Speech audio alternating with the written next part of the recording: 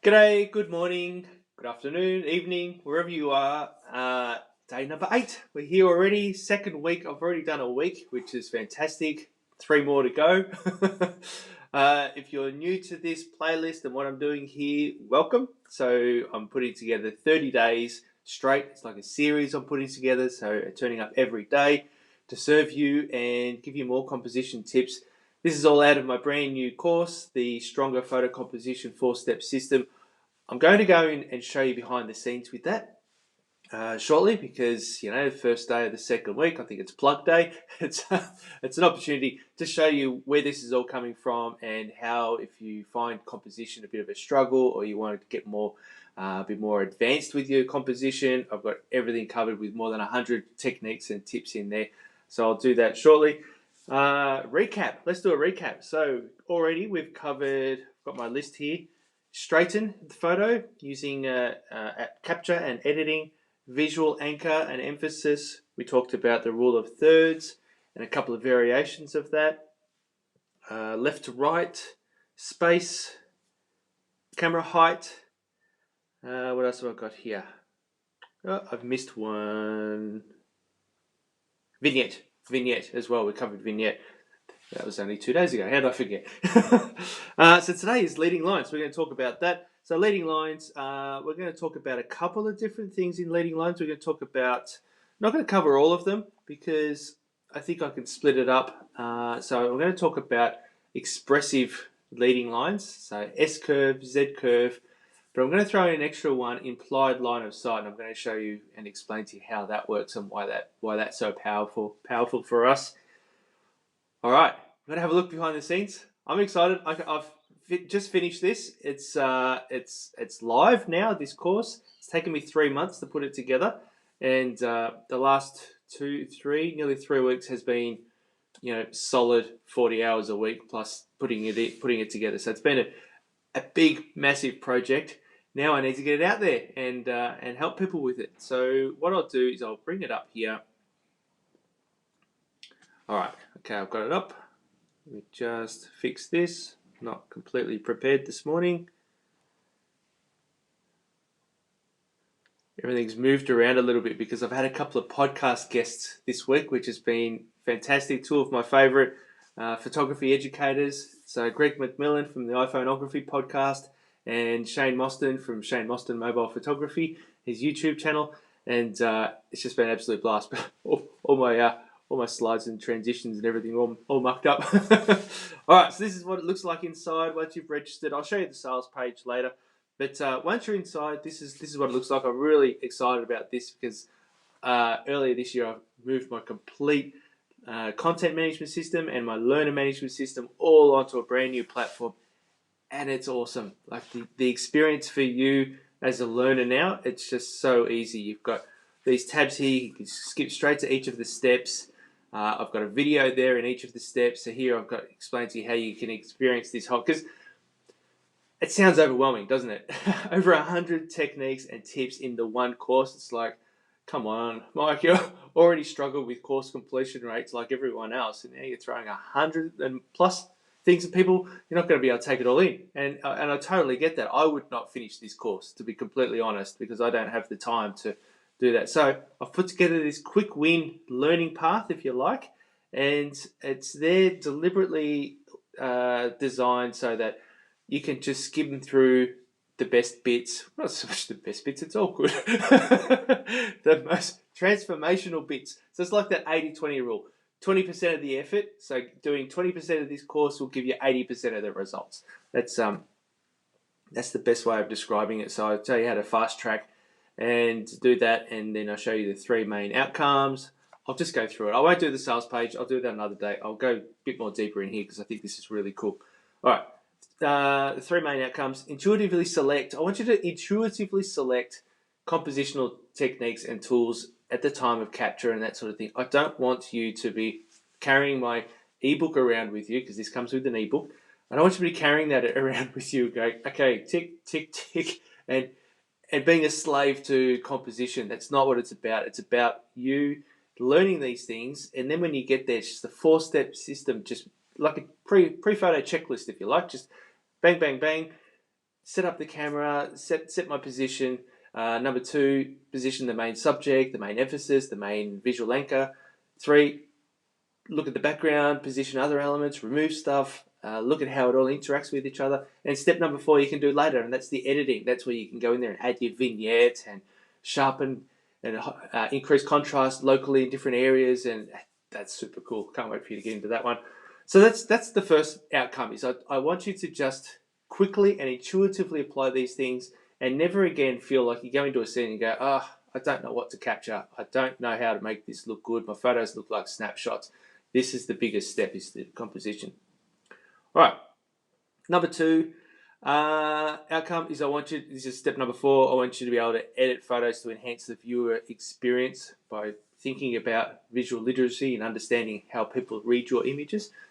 That's really important. It's the whole point of it all, because you have your intention of what you want to capture, the motivation, the stimulus for picking up your phone. But what I want you to do is think about how you're going to direct the viewer's attention. So that's a good one. That's number 2. Number 3 outcome, I want you to be able to break down photos. I want you to be able to go to those photos that inspire you and your favorite photos and look at them now. And this is where you got permission. You have my permission, to say that word properly. You now have my permission to grab your ebook, have that in front of you, because it's a bit easier to flick through that. I've got a table of contents at the start, just a list effectively. See, what you can do is you can look at the photos and go, okay, how did they set this up? How did they structure this? How did they design the photo? How did they position everything? What effect does that have on me? What sort of connection, feeling, mood, all that sort of thing? How have they created all that through these composition? And you go through it and you'll be amazed. Some of them I've seen up to 40 composition techniques and tools in the one photo. It's so that's what I want you to be able to do, is even to go back and look at your own photos and go, that works. Oh, gee, if only I had have done this, or hey, I can edit that, I can do that. So they're the 3 outcomes. And then in this course, you've got practical exercises, because we all learn differently. Some people like to skim read. Some people like to listen to a podcast or the audio on the way to work.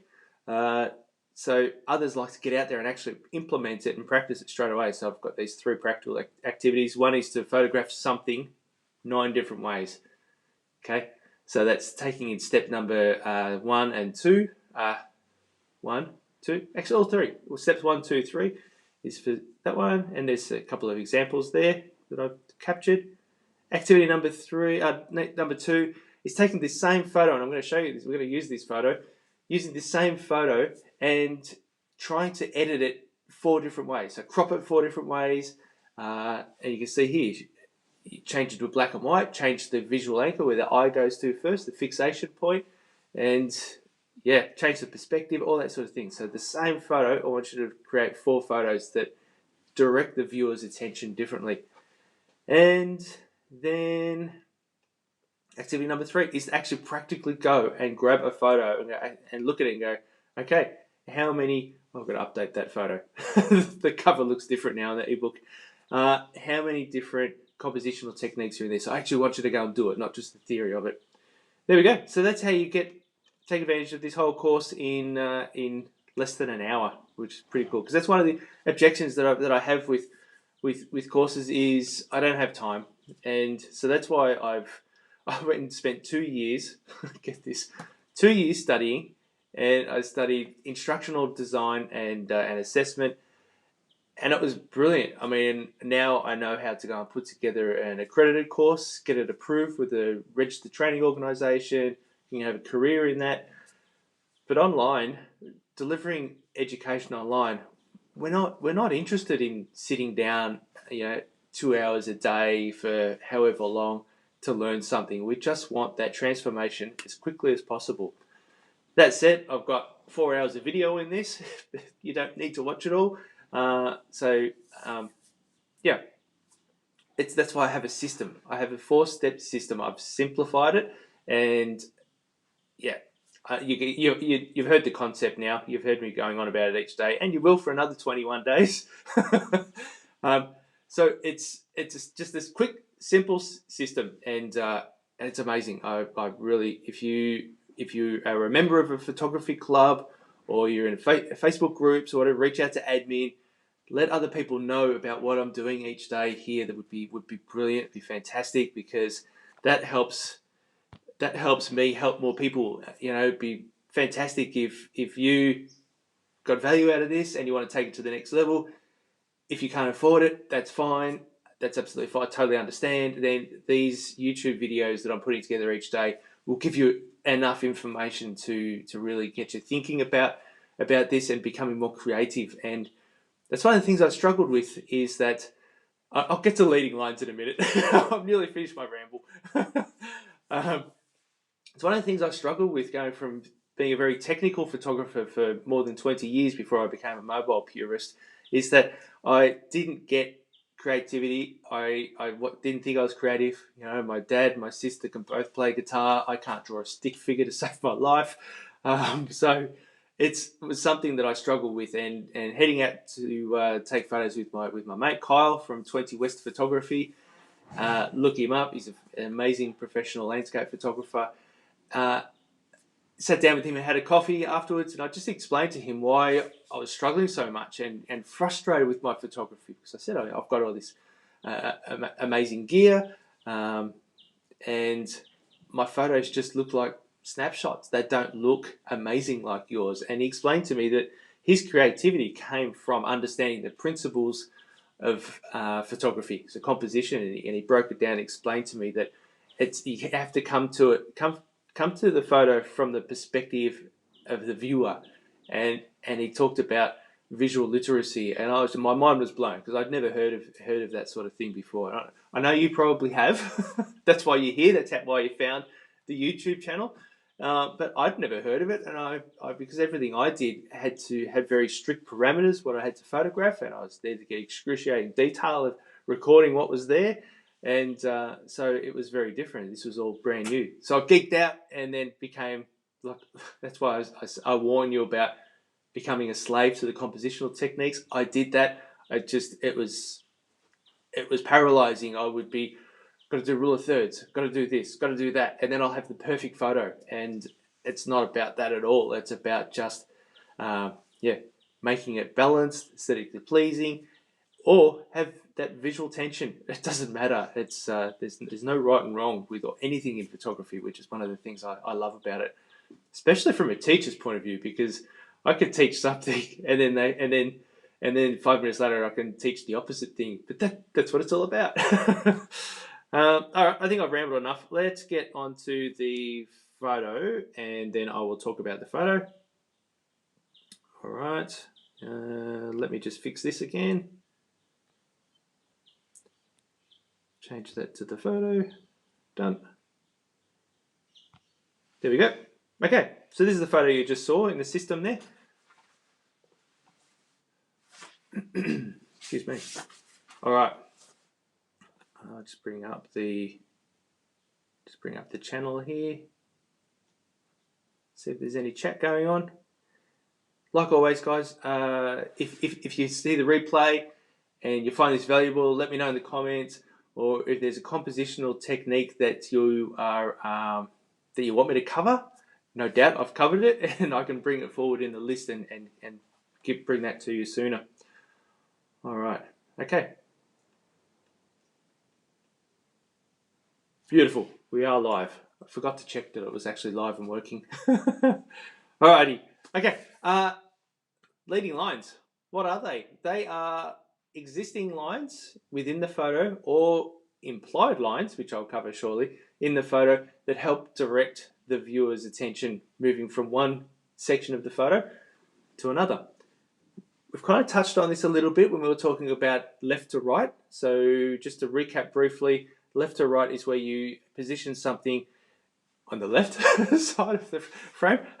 That reminds me, in my podcast interview with Shane, and I'll bring it to YouTube as well, is I was asking him about astrophotography, and he said in one of his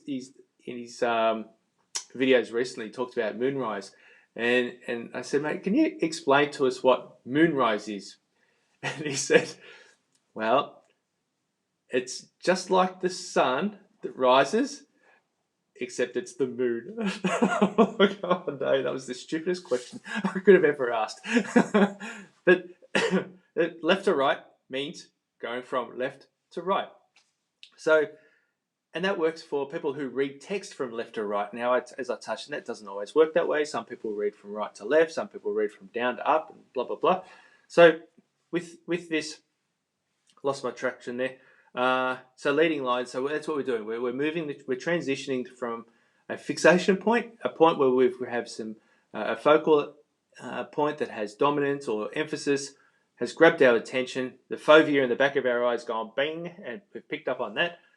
Peripheral vision is a bit blurred. So what the leading lines go, okay, now head over here.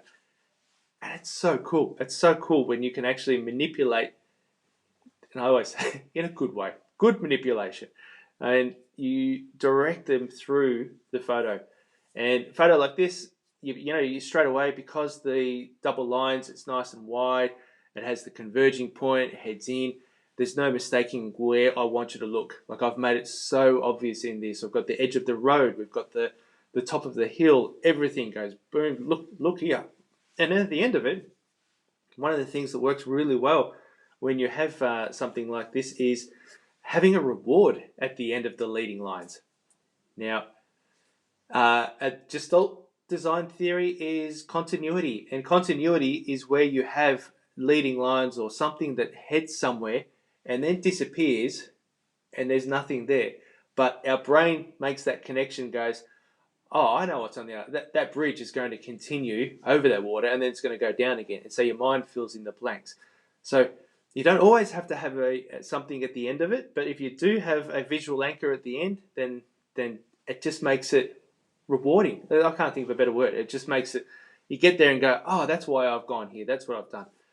And then the best photos are the ones, well, I say the best, there's no right and wrong. As I said, the photos that I enjoy are the ones that then you go somewhere and then you head somewhere else. It then goes, okay, now that you've had a look at this, now that you've gone here and I've brought you deeper into the photo, now I want you to pick up on those power lines, and those power lines bring you back up, and then that vertical line brings you back down.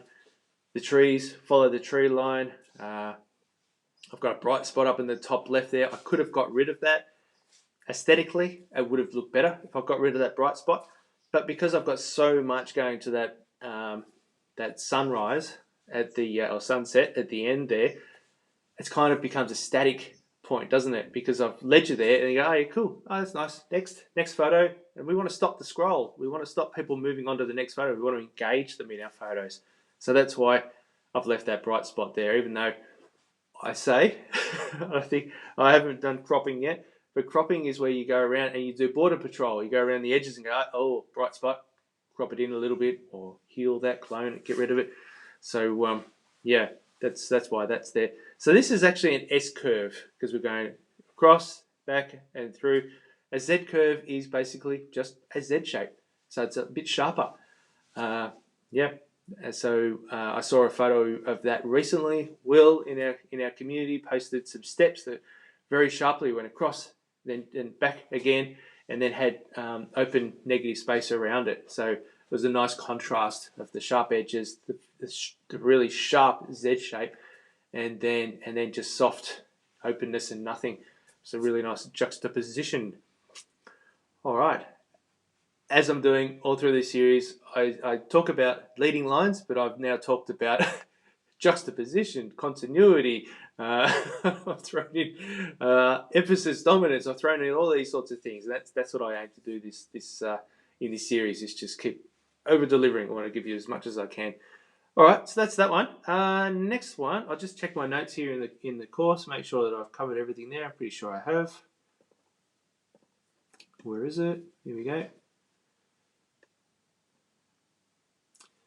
Lead to a specific element or a zone.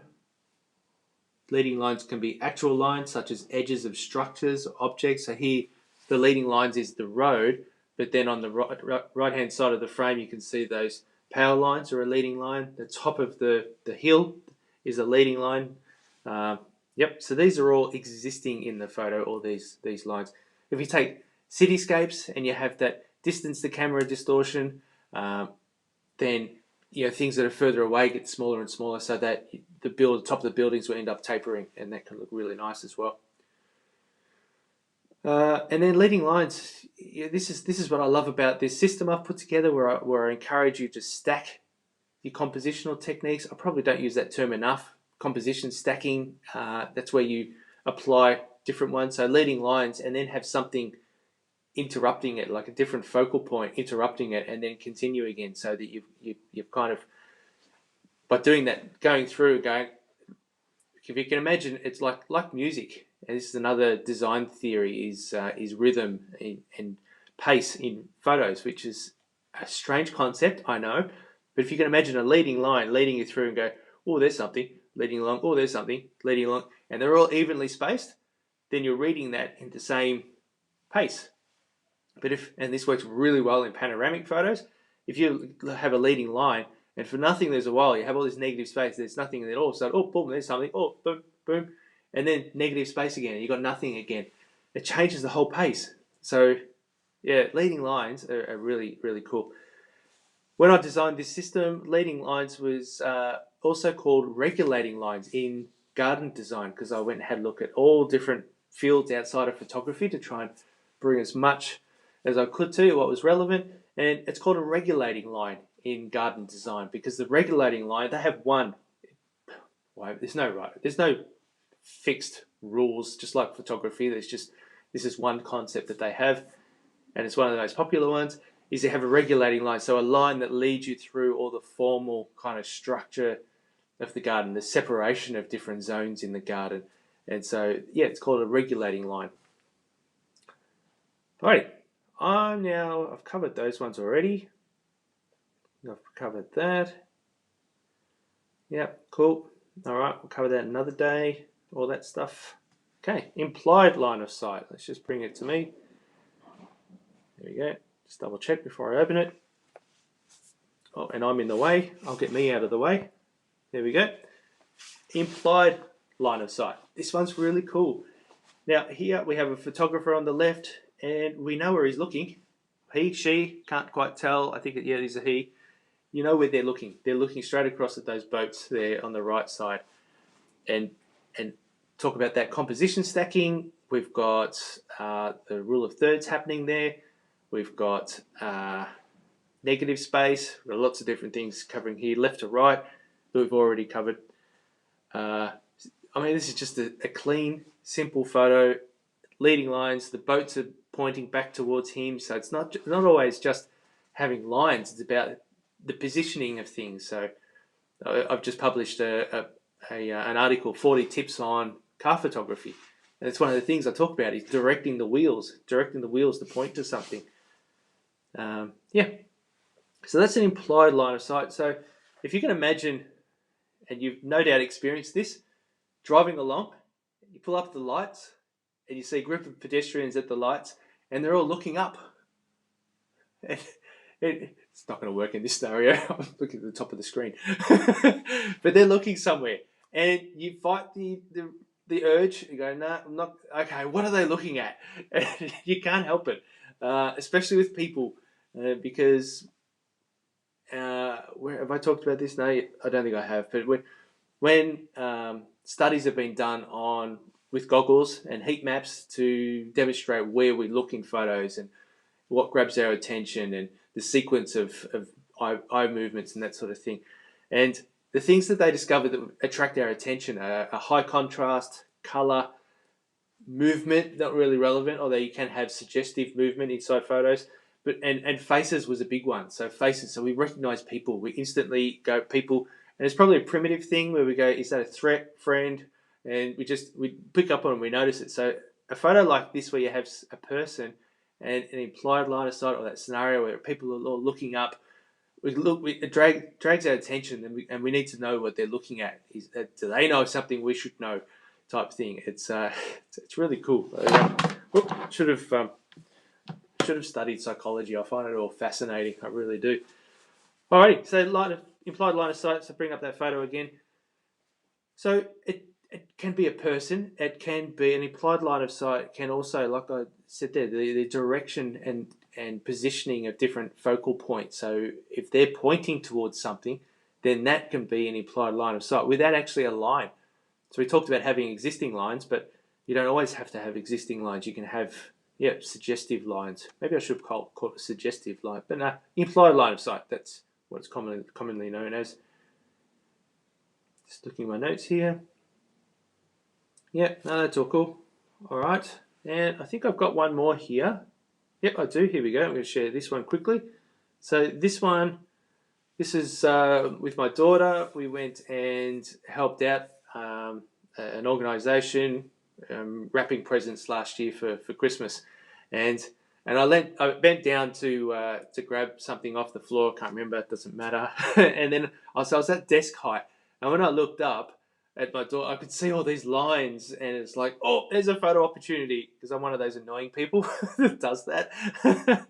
and because I got her to pose again, and that's why she's got the funny expression on her face, because it's like, oh, Dad. Yeah, so there we go. All right. Okie dokie. All right, I think I've covered everything there. Just have a look in the back on the chat. No, cool. Like I said, yeah, if you're getting value out of these series, please share it. Let other people know. That would be amazing. And I think we'll wrap it up there. Not quite sure what I'm going to do tomorrow. I don't have a structure yet. I'm just kind of turning up and going, what do I want to talk about? What kind of connects with what I have? But I think I'm going to sit down and work out exactly what I'm going to do for the rest of for the next 3 weeks. I knew 30 days was going to be easy. I've got so much content in the course, and I'm not going to be, and I won't be covering all of it. So, like I said, if you want to, if you're interested, there's the link, and of course I'll put the link into the description below, and how you can get access to it. Have a look at the page and see whether it's right for you. So, thanks for joining. It's been a bit of a long one, 27 minutes. So, thanks for joining me, and I'll see you again